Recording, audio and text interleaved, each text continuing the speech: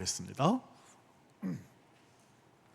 제자가 그 선생보다 또는 종이 그 상전보다 높지 못하나니 제자가 그 선생 같고 종이 그 상전 같으면 조카도다.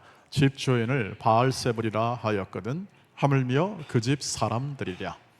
그런즉 그들을 두려워하지 말라. 감추인 것이 드러나지 않을 것이 없고 숨은 것이 알려지지 않을 것이 없느니라. 내가 너희에게 어두운 데서 이르는 것을 광명한 데서 말하며 너희가 귓속말로 듣는 것을 집 위에서 전파하라. 몸은 죽여도 영혼은 능히 죽이지 못하는 자들을 두려워하지 말고 오직 몸과 영혼을 능히 지옥에 멸하실 수 있는 이를 두려워하라. 참새 2마리가 한 아사련에 팔리지 않느냐. 그러나 너희 아버지께서 허락하지 아니하시면 그 하나도 땅에 떨어지지 아니하리라. 너희에게는 머리털까지 다 세신 바 되었나니 두려워하지 말라. 너희는 많은 참새보다 귀하니라. 누구든지 사람 앞에서 나를 시인하면 나도 하늘에 계신 내 아버지 앞에서 그를 시인할 것이요 누구든지 사람 앞에서 나를 부인하면 나도 하늘에 계신 내 아버지 앞에서 그를 부인하리라.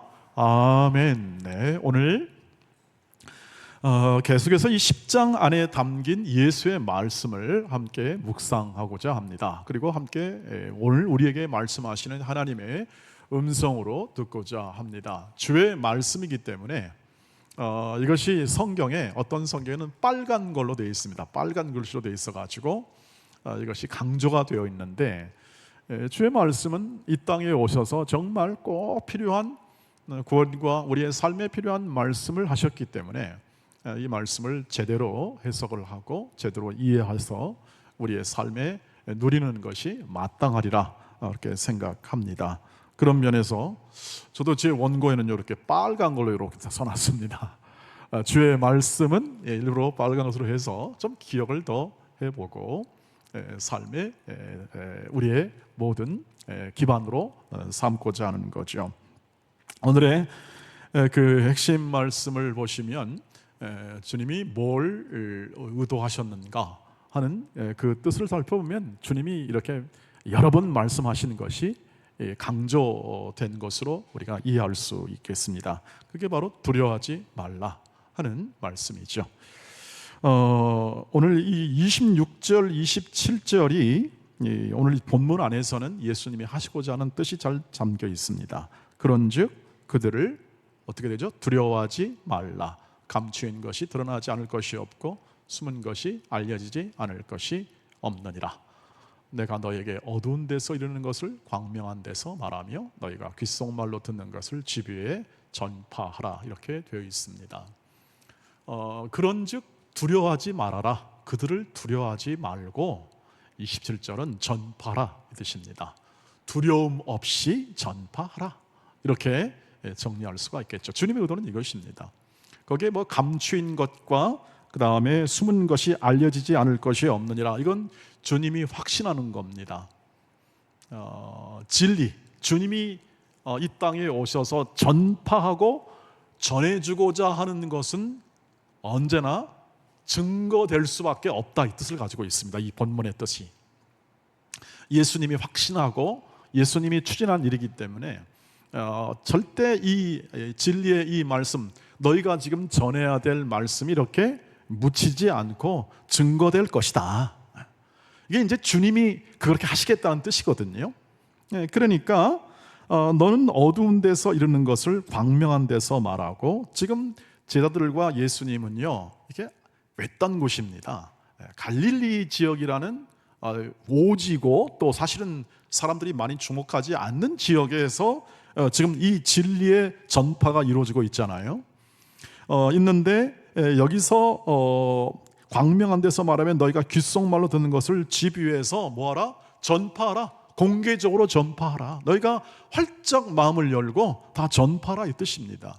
지금 보내심을 받습니다. 이들이 보내심을 받아 지금 여러 마을과 모든 환경 있는 이 세상으로 보내주는 거죠. 보내서 너희가 어떻게 할 거냐? 지난주에는 니네 절대 평안하지 않다. 적대적일 거다. 총독, 임금, 심지어는 가족들까지라도 그렇게 만만하게 너희를 대하지 않을 거다. 이렇게 경고해 주시죠. 예측해라라고 경고를 해줍니다. 그러니까 어떻게 합니까? 두려움이 생길 수밖에 없겠죠. 아니 그럼 왜 보내세요 예수님? 좀 편안한 데 좀 보내가지고 좀 사역 끝발나게 좀 잘하게, 그래서 멋지게 한번 주의 이름을 좀 드러내고 싶은데, 뭐 이렇게 마음 먹을 수도 있겠는데, 모처럼 진짜 구세주가 나타나 우리 민족을 이끌 지도자라고 생각하고 따라가는데, 어찌 이렇게 정말 무력할 그러한 어려움을 당한 곳으로 보낼까요? 하는 그런 의심이 들 수도 있는 지난주의 말씀이지 않습니까? 그러니까 당연하게도 예수님이 이렇게 말씀하죠. 두려워하지 말아라 그들을. 비록 너희를 끌고 가고 법정에 세우고 그리고 가족까지라도 너희를 배반할 수 있겠지만, 그러나 두려워하지 말아라. 말씀은 묻히지 않는다 이 뜻입니다. 하나님의 진리의 말씀은 묻히지 않고 전파될 거니까 이 뜻입니다. 이 부분을 잘못 해석하면 뭘 숨긴다, 숨기지 말라 뜻으로 해석이 되는데 그 뜻이 아니라 숨길 게 없다. 이것은 전파될 수밖에 없고 하나님이 하시는 일로서 전해질 수밖에 없으니까 너희는 광명한 데서 말하듯이 어떻게 하라? 공개적으로 두려워하지 말고 복음을 전하라. 이런 내용을 가지고 있죠. 그렇게 이렇게 두려워하지 말라고 격려하시는 예수님이 오늘 이 제자들을 다독이고 그리고 말씀을 주시고 그 말씀을 잘 두려움 없이 증거할 것을 격려하는 것입니다.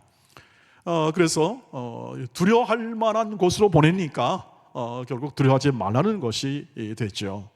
그리고 그 두려워하지 말라는 것에 근거가 있어야 되지 않겠습니까?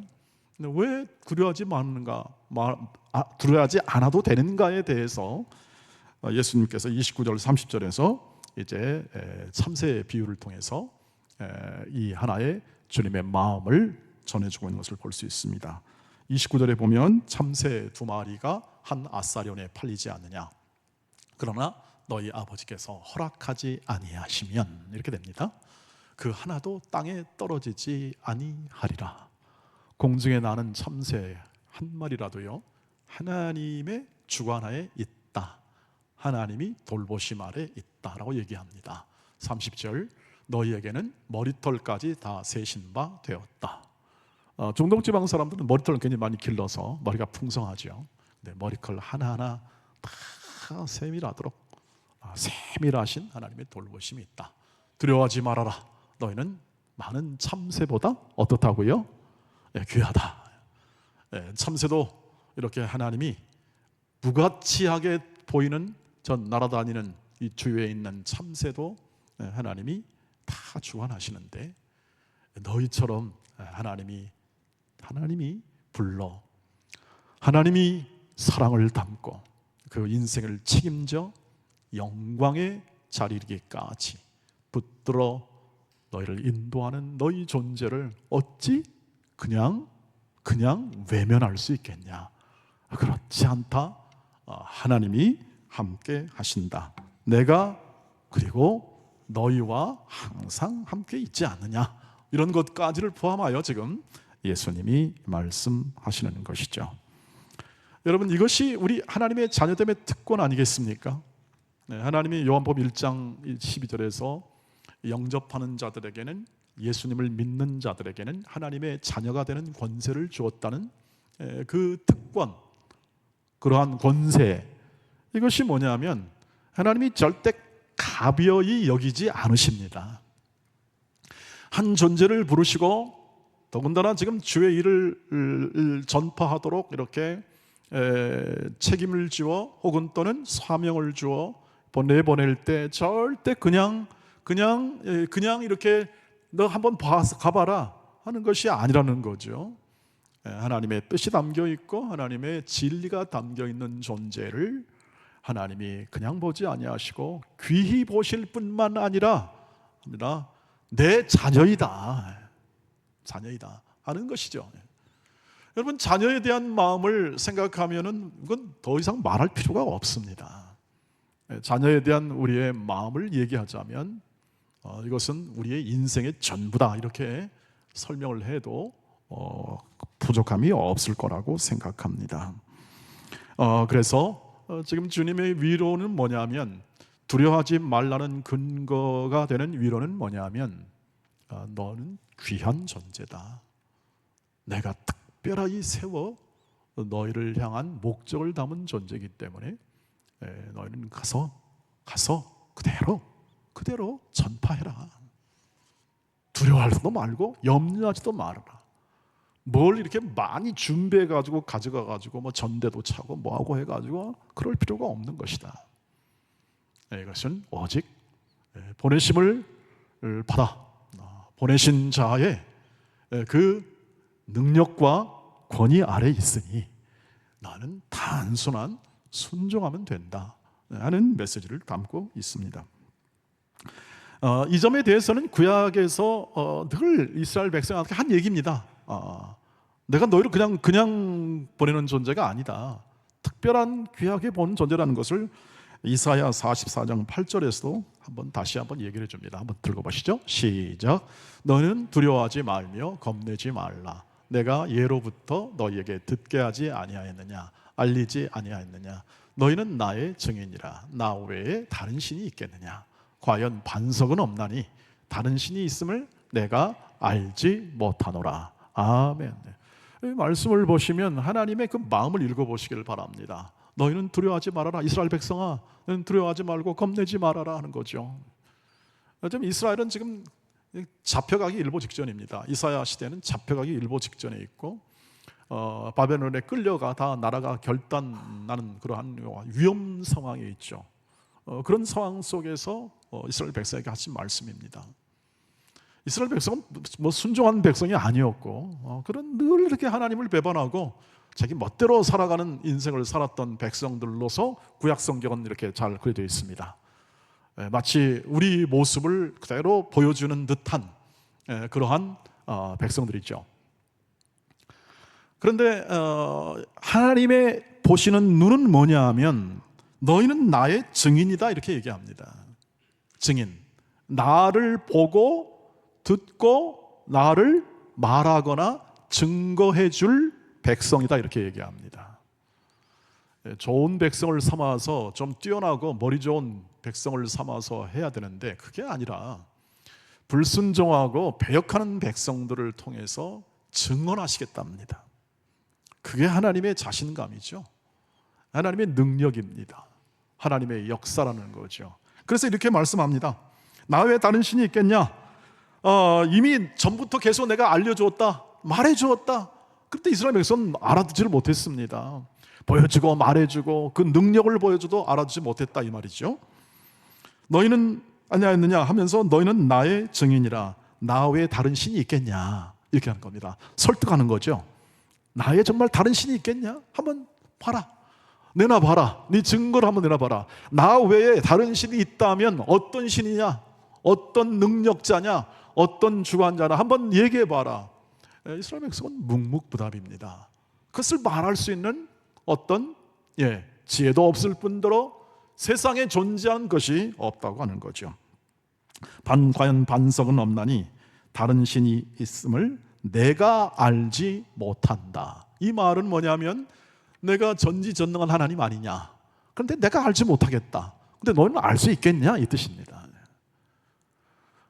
하나님은 늘 이렇게 격려하십니다. 뭘 격려하냐면 이 고단한 현실 속에서 이 백성, 이스라엘 백성이 살아가는 모든 환경 속에서 환경과 조건을 이렇게 딱 바꿔가지고 아주 편안한 모든 환경 속에 이것을 놓아두는 게 아니라 이 자신이 자신을 세워 이 모든 것을 자신이 책임지려고 발버둥하고 사는 전투적인 이 사회와 환경 속에서 하나님이 계심을 알려줍니다.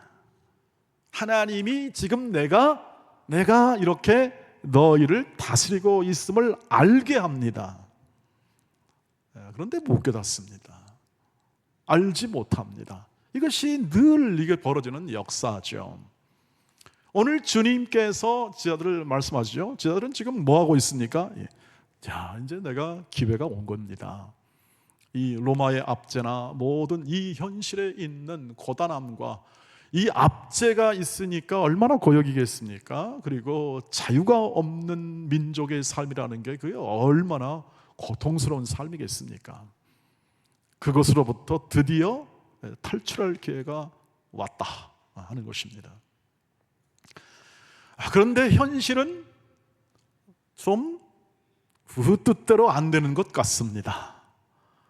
예수님은 그냥 가르치기만 하시고 무슨 조직을 결성해가지고 무력을 앞세우거나 아니면 저 유대 열심당처럼, 열심당 있잖아요, 무력 투쟁해가지고 하는 열심당처럼 어떤 비밀 지하 조직을 만드는 것도 아닌 것 같고, 또 예수님은 늘 보고 자신을 보고 소자 혹은 작은 자라고 얘기하기도 하고 심령이 가난한 자, 이렇게 뭐 힘없는 말씀만 하는 그런 겁니다.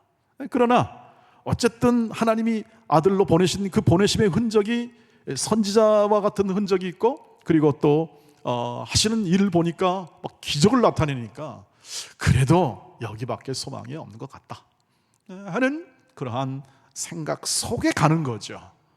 가는 거니까 아직 다 모르니까 두려움이 있을 수밖에 없습니다. 두려움이 그 안에 담길 수밖에 없는 거죠. 이러다 나 쫄딱 망하는 거냐, 잘못 가면.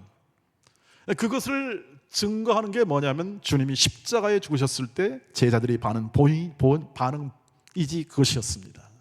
다 실망해버리고 맙니다. 다 실망해요. 제가 지금 함께 나누고자 하는 말씀이 뭐냐 하면, 하나님은 자신이 하나님 되심을 나타냄을 통하여 격려하시는 겁니다.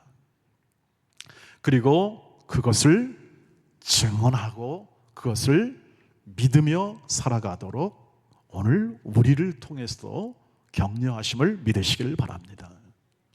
두려워하지 말라, 이 말씀을 우리가 오늘 봤습니다. 현실적으로 우리의 두려움의 모든 이 현실 속에 살아가는 거죠. 그러나 우리는 우리가 예수를 믿는다 이 말을 통해서 확인하는 게 있습니다. 우리는 이때 제자들이 받았던 이 두려워하지 말라는 격려의 말씀보다 훨씬 더 깊은 하나님과 하나님의 하신 일에 대한 이해 속에서 우리는 신앙생활을 하고 있죠. 동일하게 두려워하지 말라는 말씀을 받습니다만, 그러나 우리는 덜 두려워할 수 있는 많은 하나님의 행하심을 우리는 이미 알고 있습니다. 우리는 죄와 사망의 권세 아래, 즉 이 땅에 있는 이 세상이 겁박하고 그리고 이 세상이 주는 모든 위협으로부터 우리는 구원을 받은 존재임을 성경이 우리인 예수 믿는다는 것을 통해서 알려주고 있습니다. 이 세상의 법과 이 세상의 권력과 이 세상의 그 어떤 것이라도 하나님의 사랑 안에서 끊을 수 없는 자이다 하는 것이죠.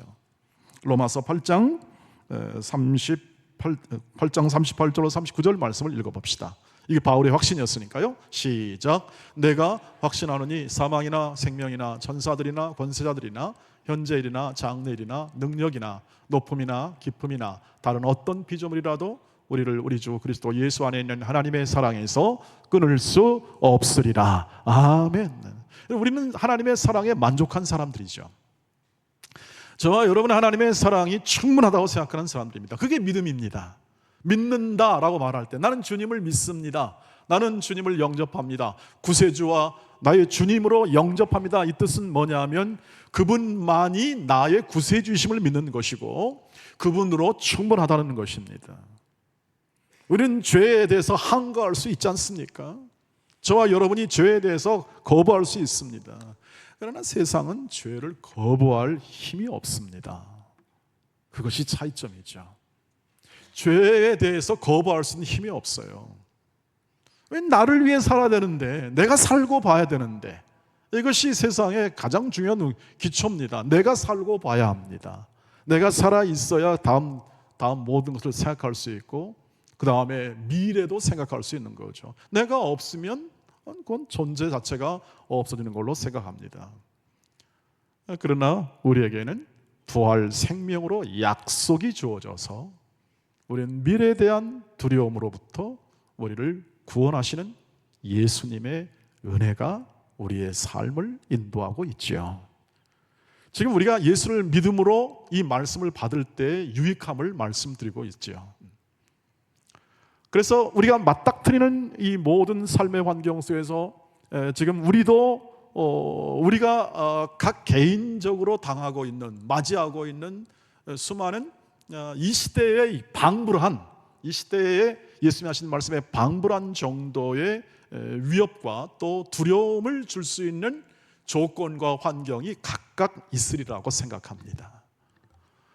왜냐하면 우리가 가지는 이 모든 인간의 육체나 지성, 이 모든 것들은 그 당시 사람보다 나은 것이 없습니다. 인간이라는 존재가 더 진보하거나 혹은 또는 더 뛰어나거나 그러질 않습니다. 혹자는 이렇게 얘기합니다. 기술이 진보하고 문명이 진보하지 않습니까? 그렇다고 그 사람의 성품이 진보하나요? 그렇지 않습니다. 그 사람이 좀 나아집니까?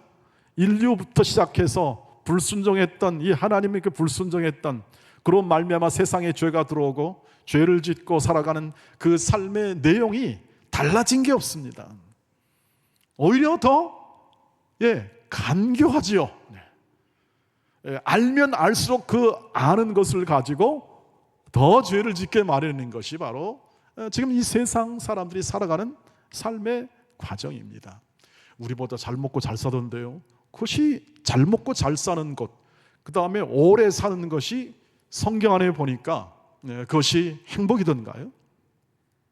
성경 안에 진짜 행복은 하나님과 함께 영원히 거하는 게 진정한 삶이고 생명이고 가치라는 것을 성경이 얘기하지 않습니까? 우리가 오래 살고 오래 더 거하도록 뭘 위협합니까? 너 죽여버린다 하고 위협하지 않습니까? 너 정치 생명 끝이야, 너 이거면 끝이야 라고 위협하지 않습니까? 뭘 가지고요? 법과 윤리와 도덕과 철학을 가지고, 그 좋은 것을 가지고 어떻게 합니까? 그것을 상대를 경쟁해서 이기겠다고 그렇게 작심하고 달려드는 것, 이것이 삶의 중심이죠. 이렇게 못하면 낙오된다라고 생각하여 모든 이 사회 속에 있는 세상 사람들이 공유하고 있는 삶의 방식으로 자리 잡은 것은 우리가 지금도 보고 있고 우리도 그 안에 살고 있습니다. 그런데 그 질서를 어떻게 합니까? 사용하시거나 다스리거나 이 모든 것을 통하여 이 모든 삶에서 하나님의 자녀를 세워내시고 하나님의 자녀에 합당한 영광의 자리까지 세워내시는 하나님의 사랑이 우리의 인생을 감싸고 있음을 믿으시길 바랍니다. 그것입니다. 우리가 두려워하지 않는 것은 바로 그것입니다. 그래서 이 말이 나옵니다. 28절 보시길 바랍니다. 시작. 몸은 죽여도 영혼은 능히 죽이지 못하는 자들을 두려워하지 말고 오직 몸과 영혼을 능히 지옥에 멸하실 수 있는 이를 두려워하라. 분별해라. 너희가 지금 누구냐, 어떻게 살아야 되느냐 하는 것은 네가 누구냐를 이해할 때 분명하게 너의 삶 가운데 나타날 수 있다. 너는 하나님 앞에 살아라 이 뜻입니다. 세상에 대하여 의지하지 말고 세상이 주는 두려움도 그것 지나간다. 그거 겁내게 하는 것이다.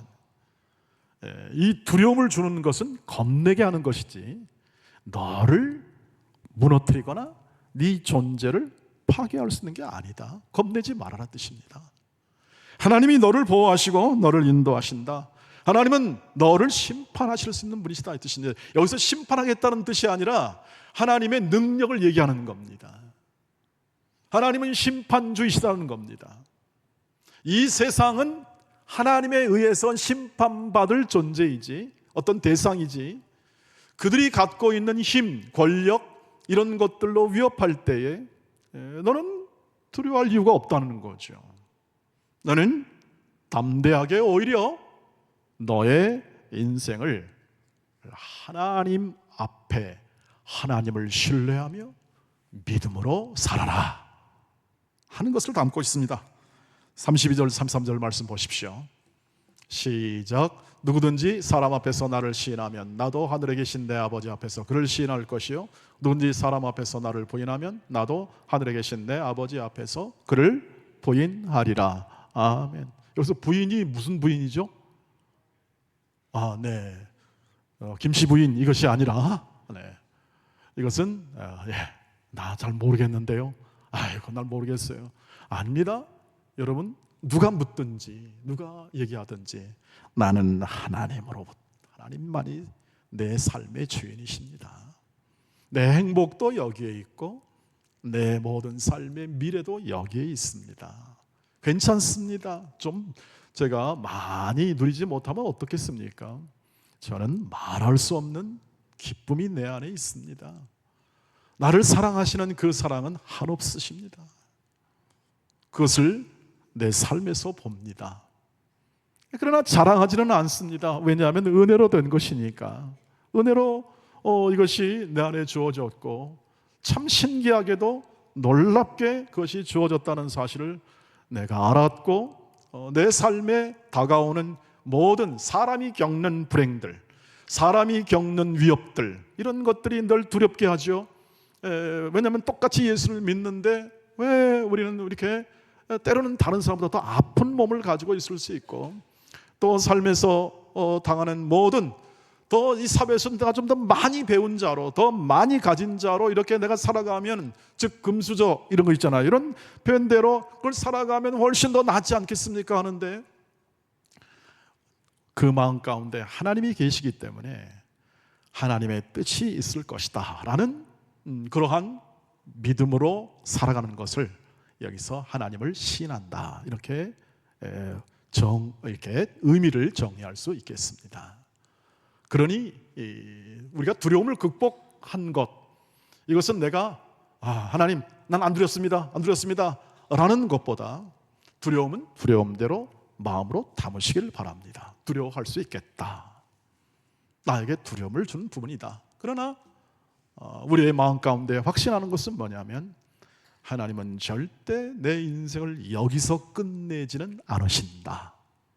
하나님은 나를 내 목적, 내 인생의 목적에 합하는 순간까지는 하나님이 나를 존재하게 할 거다. 나를 살아있게 할 것이다 하는 믿음으로 사시기를 주의 이름으로 축복합니다. 그 안에는 평강이 있습니다. 하나님은 이 전쟁과 같은 세상에 평화로 오셨습니다. 평화의 피스메이커로서 우리를 또 보내시기도 하고요. 왜냐하면 하나님이 계시니까 가능하다는 뜻입니다. 하나님이 안 계셨다면 말할 논거조차도 없겠습니다만 하나님이 계셔 하나님이 이 일을 행하십니다.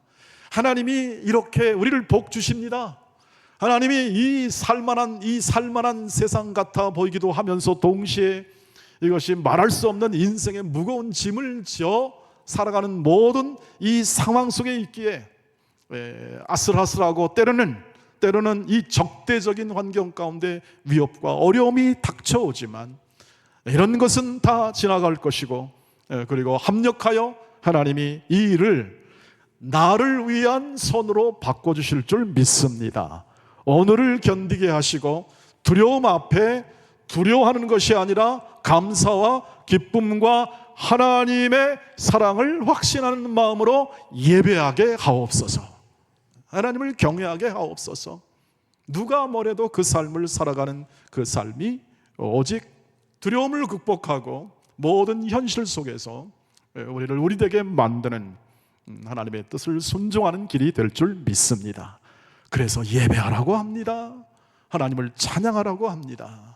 찬양 가운데 계신 하나님이 계시고 하나님이 임재가 우리 마음 안에 채워지게 되고 그리고 우리를 돌보시고 세밀하게 살뜰하게 보살펴 우리 인생의 목적을 완성케 하시는 하나님을 우리 마음에 담을 수 있고 그 힘으로 하루하루를 살아가고 그 능력으로 그 지혜로 하루의 생애 속에 하나님의 사랑을 꼭꼭 채워넣는 우리 사랑하는 동안의 가족이 되기를 주의 이름으로 축복합니다. 기도하겠습니다. 하나님의 크신 사랑이 여전히 있음을 감사합니다. 변함없고 영원한 하나님의 사랑이 두려움을 넘어 하나님을 찬송하고 감사하고 또 사람을 격려할 수 있는 담대한 지혜로 저희를 채워주실 줄 믿습니다. 주님, 어려움과 힘든 여건 속에 두렵지 않은 사람이 없지만 오직 믿음으로 사는 자에게 하나님이 주시는 위대한 지혜와 능력과 평강으로 삶을 살아내게 하옵소서. 우리 모든 동원의 가족들의 모든 삶 속에 이 모든 때로는 주위의 조건, 환경, 병, 그리고 또 우리의 삶에서 일어나는 많은 두려움 속에 걱정하는 이들을 위로하고 격려하며 주 예수 그리스도의 사랑과 그 은혜를 증언할 수 있는 믿음의 사람으로 저희 모두를 굳게 세워 주시옵소서. 예수님의 이름으로 기도하옵나이다. 아멘. 아멘. 찬송하며